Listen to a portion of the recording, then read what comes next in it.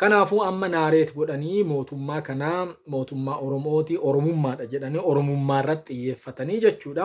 ለህዝብ ኦሮሞ ዘይውክል ኦሮሞማ ስነ ሐሳብ እኔ ፕሬዝዳንት ኢሳያስን በደንብ አውቀዋለሁ። እዚህ ኦሮሞማ በሚባለው ጉዳይ ላይ ያለውን የተለያየ አመለካከት በጥንቃቄ የሚያውቅ ሰው ነው። ስለዚህ ኦሮሞማ ስትደምረው ምንድነው ኦሮሞነት ሲደመር ቫዮለንት የሆነው ኢስላሚክ ቨርሽን ማለት ነው። ኦሮሞማ የሚለው ኦሮሞማ ማለት ኦሮሞ ሙስሊም ሙማ ኤም መጅሊስ አሶሲዬሽን ማለት የፕሮቴስታንታዊ ኦሮሞማ ነው እየመጣ ያለው። akkam jirtu daawwattootaa fi hordoftoota tiyya hadhawaan matiqqoo dubbachuu barbaada waa'ee pirezidaantiin Eertiraa Isaayyaas Afeworqii dhiyeenya kana ajandaa faannoo irraa fudhatee finxaalessa Amaaraatii faannoo irraa fudhatee waa'ee Oromummaa dubbaterra waa jechuu barbaada. Yeroo hedduu calleessii fi watuffachuun sirrii miti. Egaa kana dura finxaalessitoonnii fi jibbiinsa siyaasaa warri oofan saba Amaaraa keessaa waa'ee Oromoo fi Oromummaa fireem godhanii yeroo dabarsaa turan hundi kennaa hedduun kennaa waan kana tuffannee ilaalaa turre waan kana naareet godhanii seenessanii dhugaa fakkeessaniiran. Ajandaan kun finxaalessitoota faannoo irraa ka'ee amma sadarkaa biyya alaatti jechuudha. Biyyoon dhokataan ni jiranii kan ifatti baase keessaa tokko pirezidaantiin Eertiraa Isaayyaas Afeworqii Oromummaanii yaaddoo kenna ta'eera, yaaddoo uummata seemii ta'ee jiraati. Mootummaan Oromoo kunislee uummata kuushii ijaaree warra kaabaatti ka'eera jedhanii naareeti godhanii ajandaan sun ajandaa faannoo ture. Finxaalessitoonni Amaaraa warri amma jawwisaa jedhanii warri faannoo kun finxaalessitoonni Amaaraa waan kana fireem godhanii seenessanii jechuudha. Yeroo dheeraadhaa fi anilleen maastersii kiyya teesisii yookiin qorannoo waraqaa qorannoo eebbaa Google Schoolarii fi Google irratti ilaaluu dandeettanii yuunivarsiitii daataabeezii yuunivarsiitii Southampton University of Stockholm irratti arguu dandeettanii achirra godheeraa yuunivarsiitiin hanga ammaatti akkuma argaa jirtan kana ilaaluu dandeettanii namni 414 daawunlood godheera namni 1,057 banee ilaaleera jechuudha. Qorannoon kiyyalla akka agarsiisetti online speech kana yeroo qoradhutti Itiyoo 360 fi Itiyoo 360 fi Gadaa Miidiyaa Neetwork kan jedhamu. Gadaa Miidiyaa Neetworkiin kun pro Oromoodha. Itiyoo 360 immoo akkuma beektanu miidiyaa finxaalessitoota fannooti kan ol bira qabee ilaale.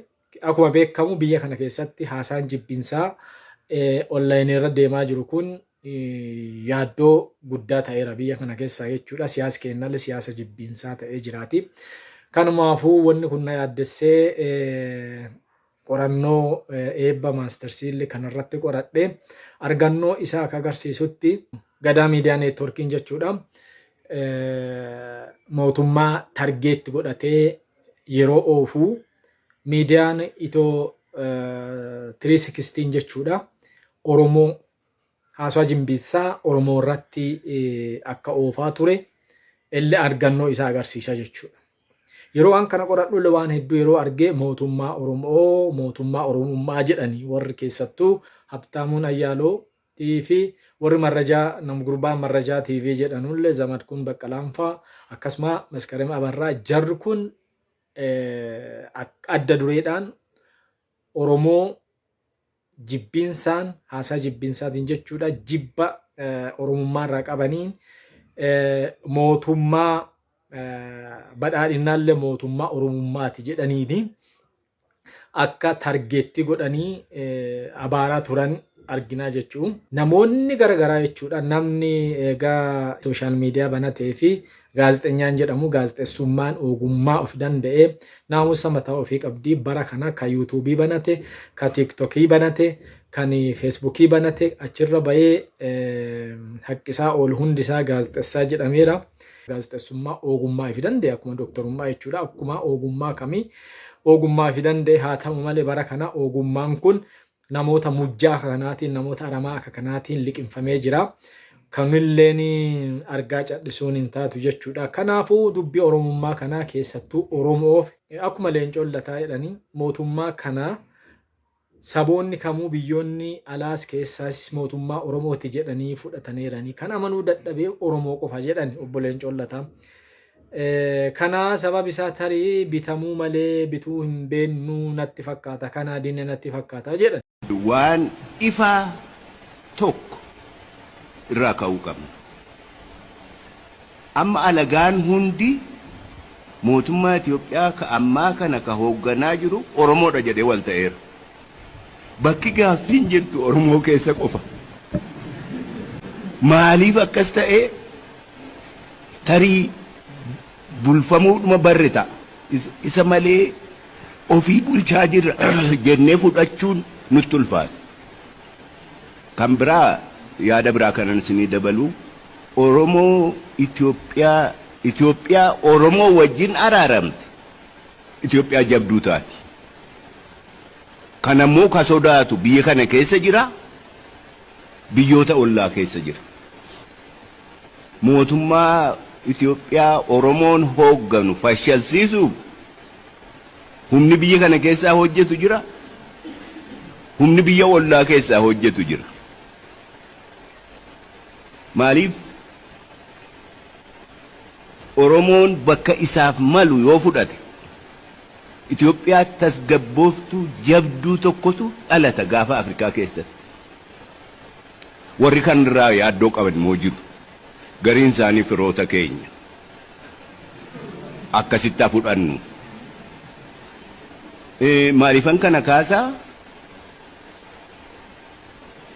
humni mootummaa Oromoo kana fashalsiisuu irratti hojjetaa jiru baay'eedha.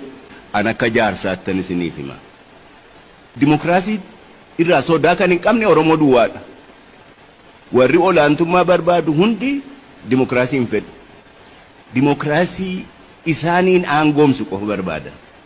Warri hamma kaleessaatti nu hoogganaa bahees olaantummaa nurratti diriirfatee tures yoo carraan keenya amma malee hin jirtu kana dabarraan lammatatti hin deebinuu jedhanii murteeffataniiru. Warri dheengaddaas akkasuma warri hanga dheengaddaatti nu hacuucaa tures. Kanaaf nu hundaafuu existential ta'eera. Malli nu baasu wal hamii akka reefuu isiniin jedhee isinnan hamadhaa. Kanaafan isinitti himu wal hamii dhaabnee wal marii jabeessuu qabna. Kanaafuu amma naareet godhanii mootummaa kanaa mootummaa Oromooti Oromummaadha jedhanii Oromummaa irratti xiyyeeffatanii jechuudha. Badhaadhina jedhanii otoo badhaadhina irratti xiyyeeffatanii wamaamoti siyaasa jechuudha. Garuu Oromummaa jedhanii hanga fintaalistoonni faannoo kun naareet godhanii pirezidaantii Isaayyaas Afeworqi pirezidaantii Eertiraa Isaayyaas Afeworqi kennanii pirezidaantiin Eertiraa Isaayyaas Afeworqi gaafa guyyaa bilisummaa isaanii waggaa 34ffaa yeroo kabajamu irratti haasaa taasise akka jedhetti egaa mootummaan Oromummaa uummata kuushii nutti ijaaree warra seemii warra kaabaarraatti sodaa fi cunqursaa guddaa deemsisaa jira. Oromummaa kanaa dura dhaabachuu qabnaa balleessuu qabnaa jedhanii. ንህዝቢ ኦሮሞ ዘይውክል ኦሮሙማ ስነ ሐሳብ ኩሻውያንን ሰማውያንን ሕንቅልተይ ናይ ኤትኒካት ሓድሕድ ኩናት dhugaa dubbachuudhaa fi diinni Itoophiyaa irra darbee diinni guddaan Oromoo Isaayyaas Afeworqiiti. Kana qofaa miti dhugumattuu an waan tokko wanni dubbachuu barbaadu wanni na keessa deemaa tokko waaqi Itoophiyaa dursee Isaayyaasii fi Mellasi wallolchiise malee otoo Isaayyaasii fi Mellasi waggaa dheeraa firoominaan waliin turanii jiraataniiti Asab qofaa miti kan isaan nu dhabsiisan. Waan guddoo waan Asab 10 caalaa nu dhabsiisan turan. Egaa karoorri isaanii guddaadha. Karoorri Mellasii fi karoorri Isaayyaasii guddaa ture. Biyya kana dadhabsiisuu, Oromoo dadhabsiisuu, Itoophiyaa dadhabsiisuu, keessattuu Oromoo dadhabsiisuu fi Oromiyaa dadhabsiisuu fi karoorri isaanii guddaa ture. Kana keessa Asebi ta'e jedhanii Itoophiyaa biyya kana dhoowwanii. Karoorri isaanii keessa Asebi kan Itoophiyaa akka ta'e Isaayyaasii fi Mallas waliin murteessanii turan jechuun. Aseb kan Itoophiyaa akka ta'e, kan Itoophiyaas akka ta'u, Itoophiyaan bilisaan akka irraa fayyadamtu buufata galaanaa, buufata doonii Aseb mootummaa Itoophiyaatii fi murteessanii turanii. የኤርትራን ጊዜያዊ መንግስት የአሰብ ወደብ ለኢትዮጵያ ኢኮኖሚያዊ ደህንነትና እድገት ያለውን ከፍተኛ አስተዋጽኦ ይገነዘባል። ይኸው የባህር በር ጉዳይ በኢትዮጵያና በኤርትራ ህዝቦች የግጭት ምንጭ ሊሆን እንደማይችልም ያምናል። ስለሆነም የአሰብ ወደብ ለኢትዮጵያ ነፃ ወደብ ሆኖ እንዲያገለግል ወስኗል። haa ta'u malee keessa sunis shira guddaa qaba. Gara fuulduraa Rippaabilikaa Tigraay guddittii hundooffattuu fi lafa godhatanii akka uummata Itoophiyaa hulaa galaanaa, malkaa galaanaa, malkaa buufata doonii akka dhoowwan shira Mallasaa fi shira Isaayyaasii kuni የወደብ አገልግሎት እንደ ነዳጅ እንደ ባንክ አገልግሎት እንደ መኪና በገበያ የሚሸጥና የሚገዛ አገልግሎትና ሸቀጥ ነው። yeroo jalqabaatti uummata Affaarii illee gara uummata Eertiraatti Affaaronni akkuma beektaa Eertiraa keessa jiran Itoophiyaa keessa jiran guddaan Itoophiyaa keessa jira. Affaaronni haga tokko Eertiraa fi Jibuutii keessa illee jiranii. Affaarota kana keessattuu kan Itoophiyaa fi Eertiraa keessa jiran guutumaa guutuutti Eertiraa jala galchuuf ulaa galaanaa san Itoophiyaa dhogguu fi Affaarota Itoophiyaa yeroo sanatti Eertiraa jala galchuu fi yaadanii Mallasii fi Isaayyaas marannaan Isaayyaas sodaate jechuudha. Uummanni kun uummata guddaa Affaaronni gaafa Affaarota guddoo Itoophiyaa kana gara Eertiraa galchine gaafas uummanni kun irratti hunda'ee na sodaachisa anaaf sodaadha waan ta'eef achuma turanuu jedhanii akkasitti hambisanii jechuudha. Kanaafuu Tigraay guddittiidhaa fi lafa keetanee Aseb jechuudha. Amma sochii itti deemaa jiranilleen gareeni amma Tigraay keessaa pirezidaantii Isaayyaas Afwerqii walii galan kunis Aseb Tigraay kenninaa mootummaa Oromoo kana rukunnee aangoorraa buusna. Egaa Tigraay mootummaa goonaa, Tigraay biyya fi dandeette Rippaabilika goonaa. Akkuma Mallasaan Isaayyaasii mallatteessee Eertiraan akka fottottu taasise mootummaa nu ergamu mootummaa Tigraay yeroo biyya taatu Tigraay fi mallatteessu qopheeffannee jirra. Kanaafuu ashaangulliitii gara Itoophiyaa fidannee piraayim ministeerii godhannee saniin duuba immoo nu mallatteessee Tigraay biyya taasisnee Itoophiyaa diignaa Tigraay guddittii ijaarraa. Ammallee hulaa galaanaa Asebii Tigraay kennina jedhanii Isaayyaasillee dhossaan marii lafa jalaatiin akkanaa itti deemaa jiranii. Wanni deemamaa jiruuf Oromoof deemamaa jira. Badhaadhinaa fi miti, kaafaa ofii miti, qabaa ofii miti. Kan deemamaa jiruuf Oromummaadha. Oromoo lafarraa balleessuudhaaf deemamaa jira jechuudha. Itoophiyaa balleessuu jechuun Oromoo balleessuu jechuudha. Oromoo rukutuu Oromoo balleessuu jechuun Itoophiyaa balleessuu jechuudha. Warroonni hedduun Itoophiyaa jabaattes arguun barbaadan. Itoophiyaa jabaatte jechuun Oromoo jabaatee jechuudha. Itoophiyaa jabaatte jechuun Oromiyaa jabaattee jechuudha. Itoophiyaa jabaatte jechuun uummata warroota kibbaa jabaatee Affaarota, Somaalota warra kana laaffisuu jechuudha. Ani yeroo yaaddanee jiraattanii lollumti Itoophiyaa diinagdee nageenya Itoophiyaa yeroo mara duubatti harkisu maaliif karaa kaabaa ka'a? Maaliif kibbaan kaan? Amma egaa warroota bara wayyaanee Aggaar paartii jedhan paartii naannolee ganaa guddatan jedhanii kan akka Affaar Sumaalee fa'a warra akka kibbaa kana fa'a mootummaan badhaadhinaa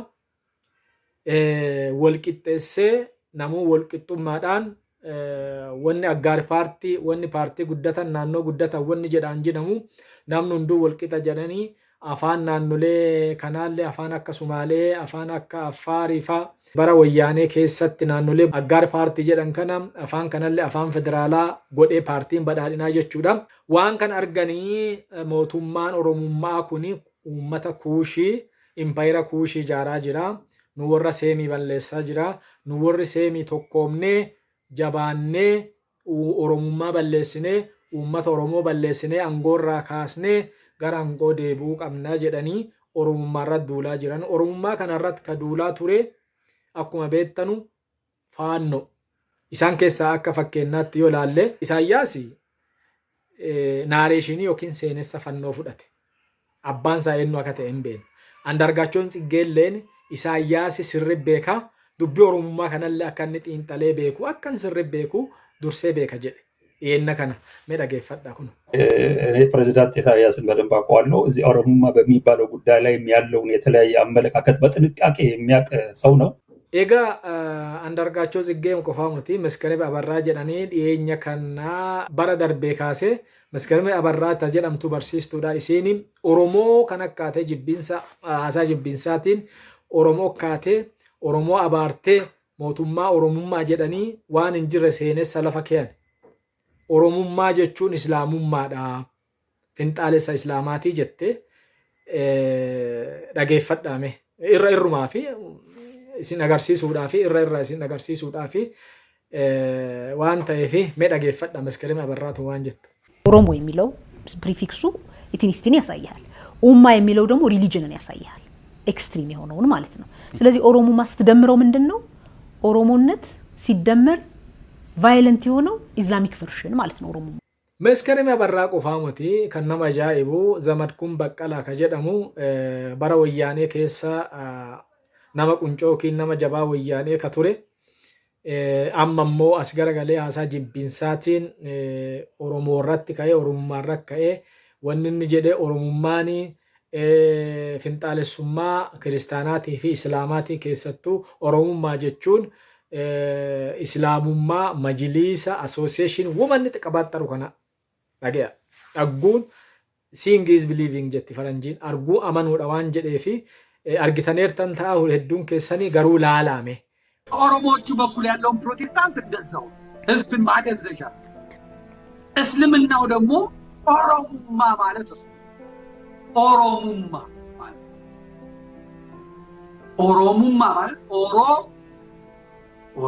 ኦሮሞ